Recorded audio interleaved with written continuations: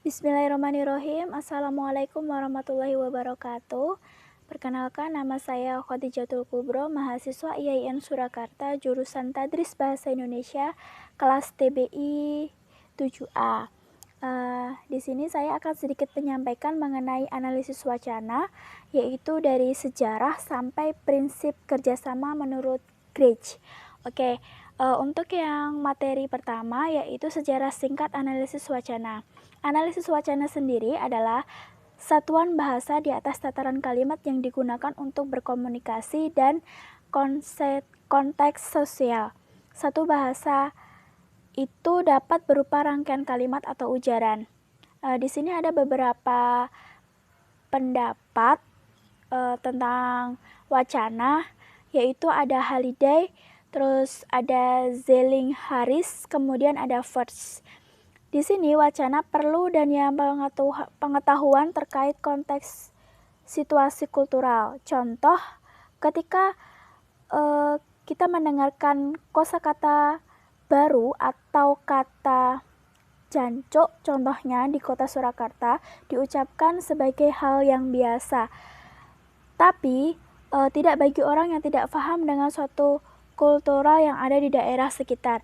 Jadi ketika kita mendengar sesuatu yang atau kosakata baru, jadi kita perlu mencernanya terlebih dahulu ya, agar kita tidak salah paham dalam mengartikan kosakata baru tersebut. Kemudian yaitu materi kedua tentang konsep dasar dan aplikasinya.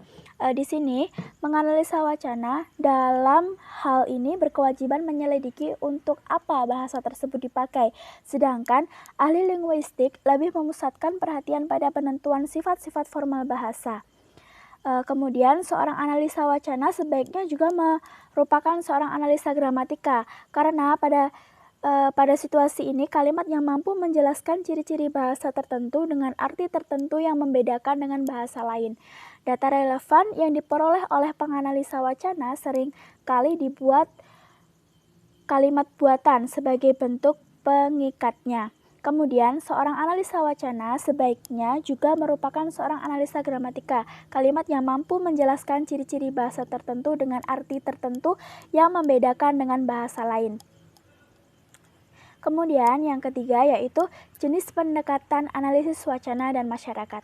Pendekatan formal adalah pendekatan yang lebih mengutamakan keakuratan dan kesistematisan, sehingga pendekatan formal dalam analisis wacana adalah pendekatan yang menitik beratkan pada analisis teks sebuah wacana.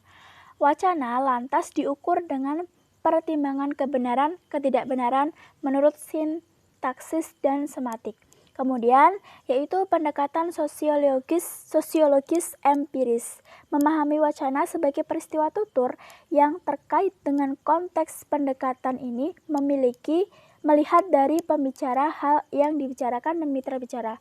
Kemudian, analisis wacana kritis adalah sebuah pendekatan khusus dalam analisis wacana yang menitik beratkan pada kondisi-kondisi diskurtif, komponen-komponen serta konsekuensi penyalahgunaan kekuatan yang dilakukan oleh kelompok dominan atau elit dan institusi.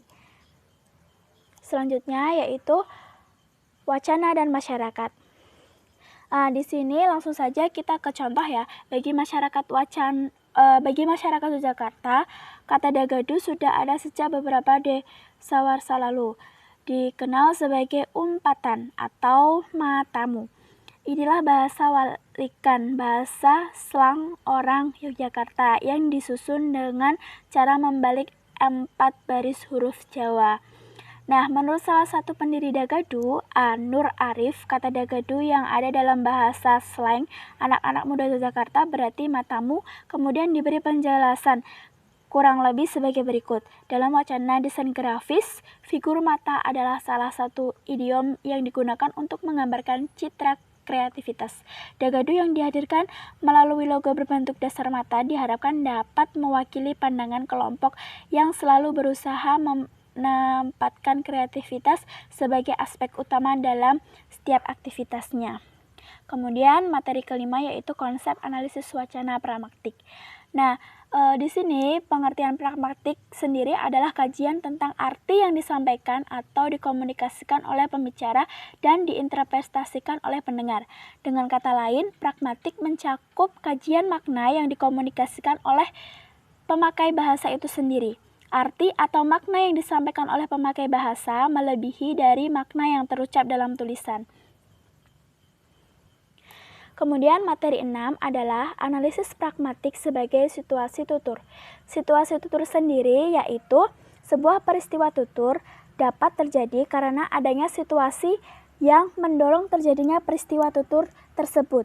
Situasi tutur sangat penting dalam kajian pragmatik karena dengan adanya situasi tutur, maksud dari sebuah tuturan dapat didefinisikan dan dipahami oleh mitra tuturnya. Kemudian materi 7 yaitu analisis wacana pragmatik bagian dari tindak tutur. Tindak ujaran merupakan aksi tindakan dengan menggunakan bahasa. Itu menurut Jaja Sudarma. Kemudian dari tindak tutur di sini ada 3 yaitu tindak lokusi, tindak ilokusi, dan ada tindak perlokusi. Oke, kita jabarkan satu persatu yaitu tindak lokusi. Tindak lokusi adalah tindak tutur untuk menyatakan sesuatu. Tindak tutur ini disebut sebagai the act of saying something. Contoh pada tindak lokusi yaitu ikan paus adalah binatang menyusui. Kalimat di atas diutarakan oleh penuturnya semata-mata untuk menginformasikan sesuatu tanpa tendensi untuk melakukan sesuatu. Apalagi untuk mempengaruhi lawan tuturnya, informasi yang dituturkan adalah termasuk jenis binatang apa paus itu. Yang selanjutnya yaitu tindak ilokusi.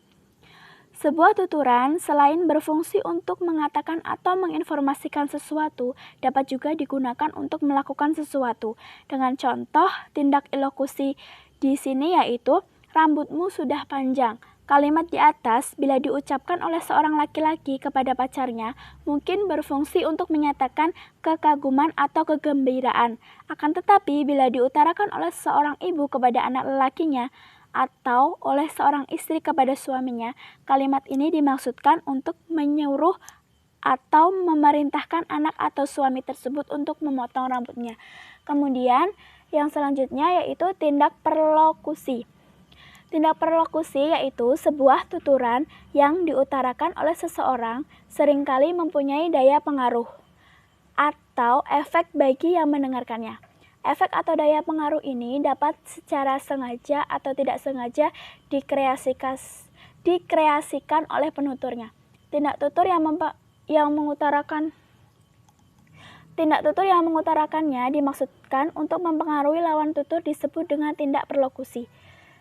Dengan contoh tindak perlokusi yaitu, kemarin saya sangat sibuk. Kalimat di atas bila diutarakan oleh seorang yang tidak dapat menghadiri undangannya, rapat kepada orang yang mengundangnya, kalimat ini merupakan tindak ilokusi untuk permohonan maaf. Nah, materi selanjutnya yaitu materi yang terakhir mengenai prinsip kerjasama Graetz. Prinsip kerjasama Graetz menyatakan bahwa komunikasi yang fundamental merupakan komunikasi yang paling diperlukan oleh peserta tutur dalam berbagai bentuk komunikasi yang benar. Di sini prinsip kerjasama menurut Graetz ada 4, yaitu maksim kuantitas, maksim kualitas, maksim relevansi, dan yang terakhir yaitu maksim pelaksanaan. Demikian materi yang bisa saya sampaikan mengenai tentang analisis wacana dari materi 1 sampai materi 8. Mohon maaf apabila ada salah-salah kata. Apabila ada yang ingin ditanyakan bisa menulis di kolom komentar. Terima kasih. Billahi taufiq wal hidayah. Wassalamualaikum warahmatullahi wabarakatuh.